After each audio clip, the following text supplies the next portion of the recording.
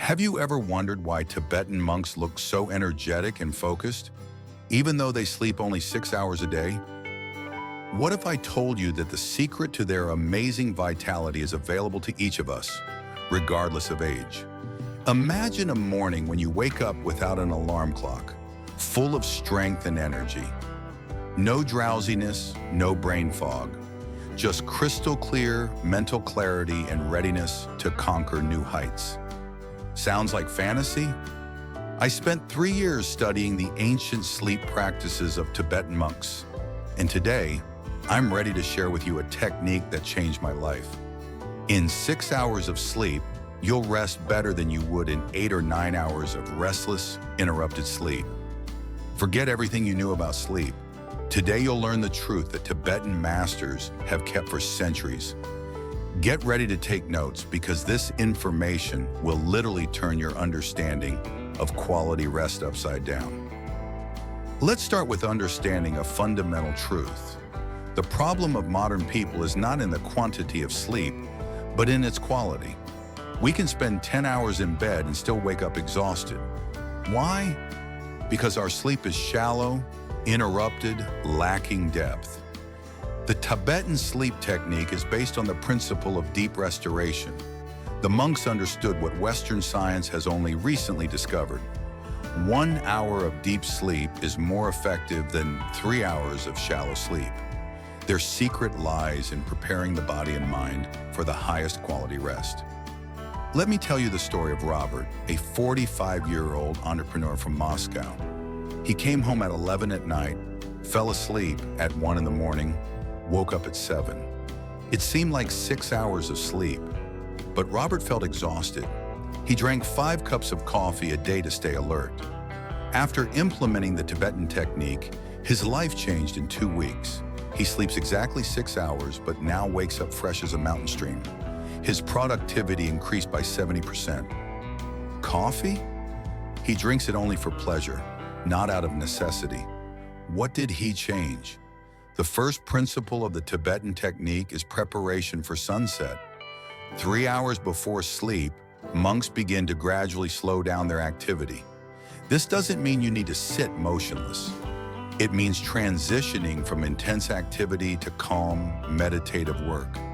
In the modern world, this might look like this. If you plan to go to bed at 11 at night, then at 8 in the evening, you complete all urgent tasks. Stop checking work email. Put aside stressful tasks. Your brain receives a signal. The workday is over. Time to prepare for restoration. The second principle is the ritual of mental cleansing. Tibetans practice a special form of meditation they call liberation from the daily burden. Imagine that your mind is a lake. All day long, stones of worries, anxieties, and problems have been thrown into it. The water has become agitated, murky. Before sleep, you need to let this water settle. Sit in a quiet place for 10 to 15 minutes. Close your eyes. Observe your thoughts like clouds in the sky. Don't cling to them. Don't analyze them. Just watch as they come and go. This simple practice works wonders. Anna, a 32-year-old mother of 2, told me that she used to lie in bed for hours, replaying the day's events in her head. Now, after 15 minutes of evening meditation, she falls asleep in 5 minutes. The quality of her sleep has improved so much that 6 hours became more than enough for her. The third principle is temperature regulation. This is a critically important element that many overlook. Tibetan monks sleep in cool rooms, and this is no coincidence. Scientific research confirms the optimal temperature for deep sleep is 16 to 19 degrees Celsius. When body temperature drops, it signals the brain about the need to immerse into deep sleep. That's why we sleep poorly in hot rooms. The body cannot cool down, and the brain constantly remains in a state of partial wakefulness. Ventilate your bedroom before sleep.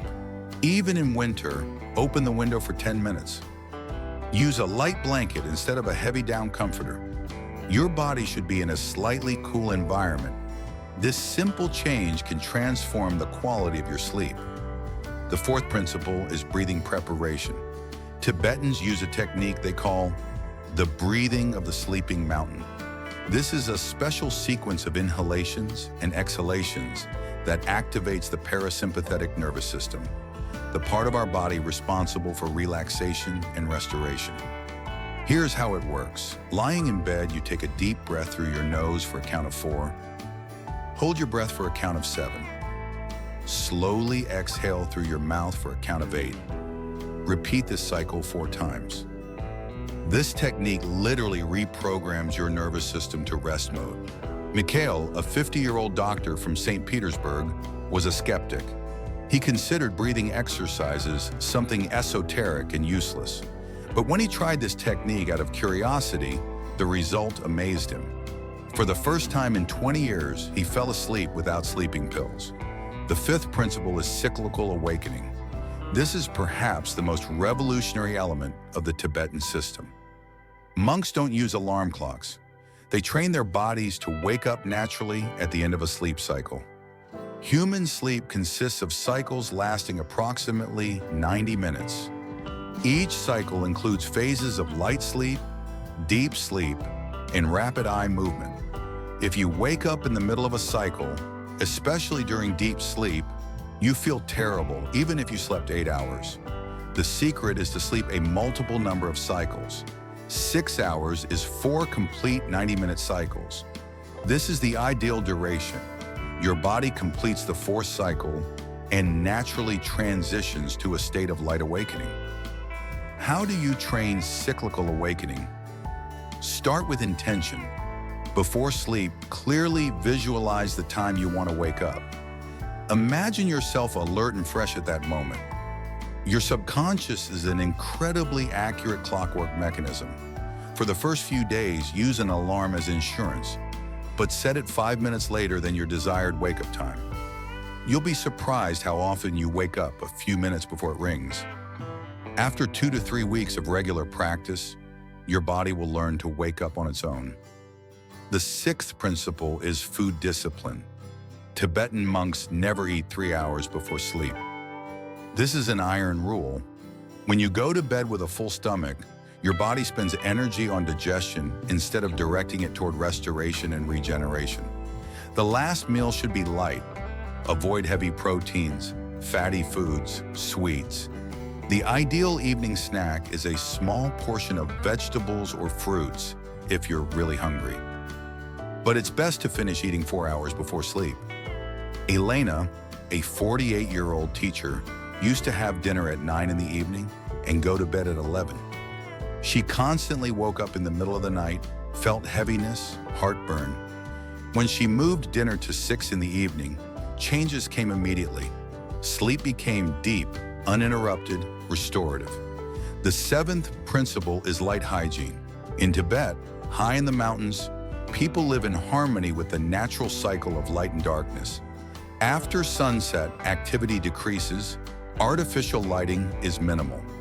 This allows the body to naturally produce melatonin, the sleep hormone. In the modern world, we're surrounded by artificial light. Televisions, smartphones, computers, bright lamps. All of this suppresses melatonin production. Our brain thinks it's still daytime and refuses to prepare for sleep. 2 hours before sleep, start reducing lighting intensity.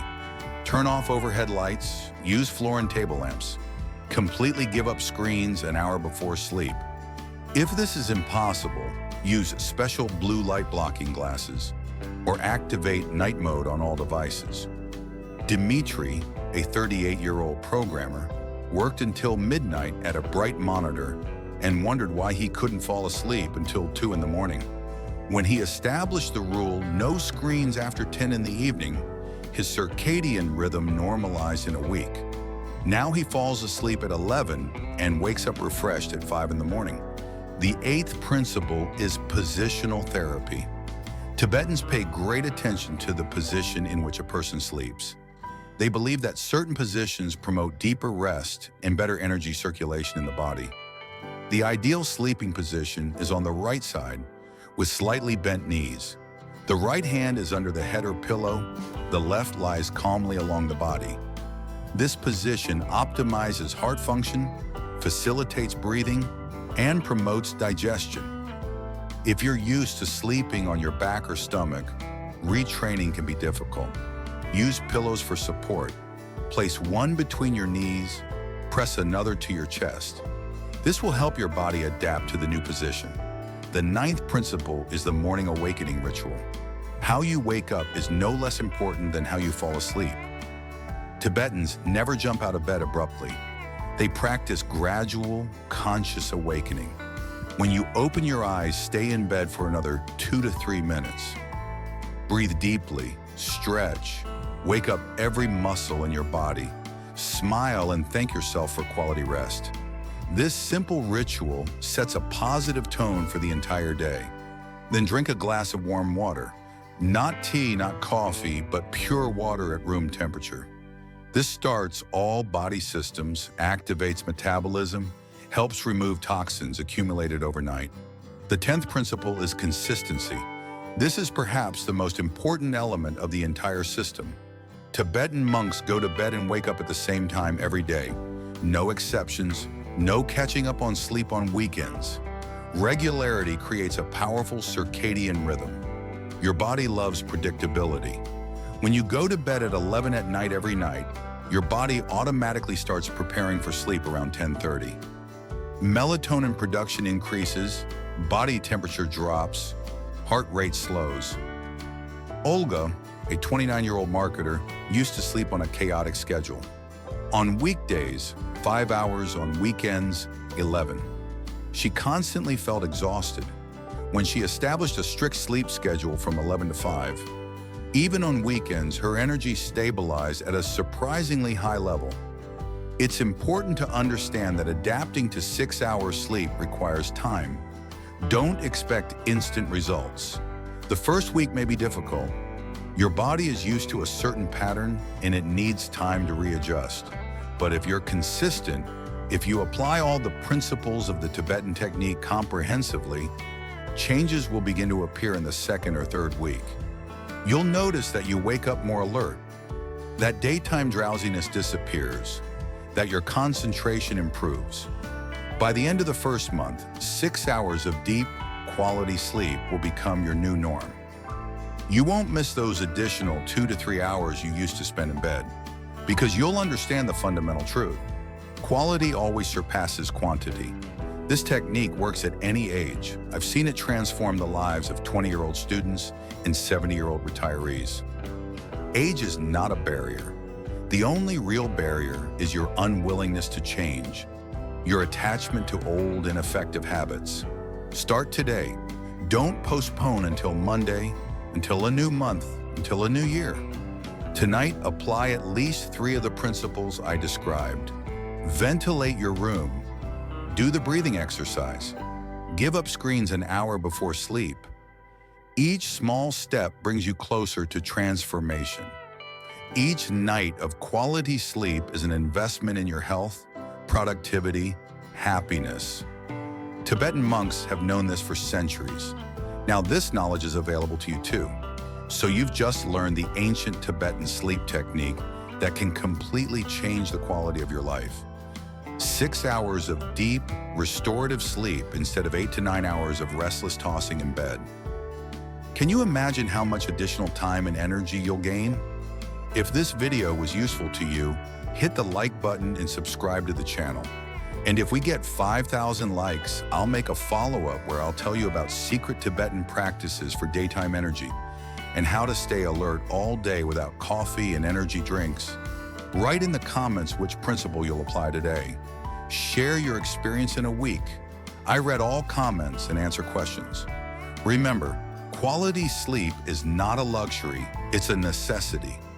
You deserve to wake up full of energy and enthusiasm. Start your transformation right now. See you in the next video. Sleep well, live brightly,